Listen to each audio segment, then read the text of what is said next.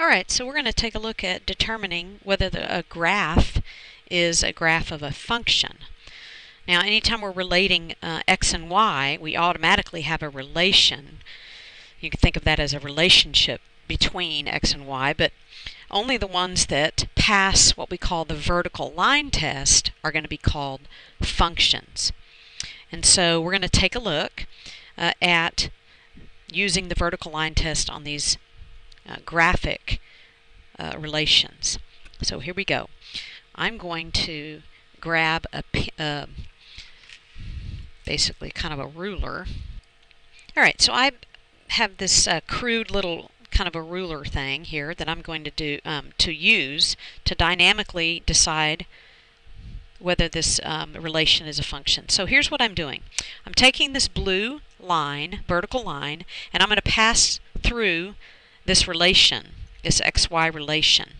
And you notice that the blue line never passes through the red graph more than once, ever at once, more than one time. Okay, it never passes through more than once as it goes through. And so this right here, this graph, passes the vertical line test. So we say it's a function.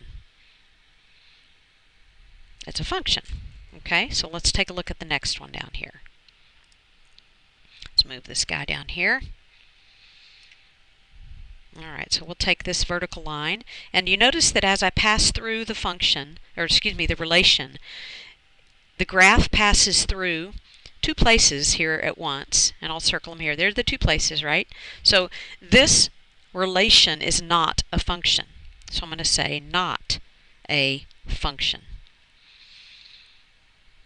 Not a function.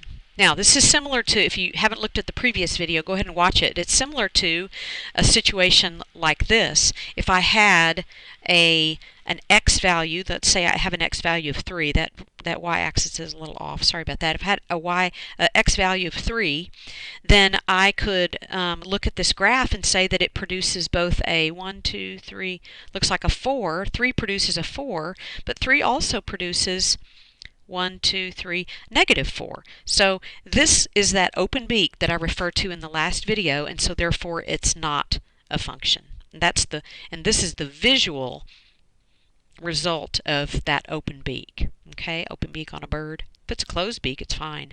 Alright, let's go ahead and take a look at this last one. Move this line down here.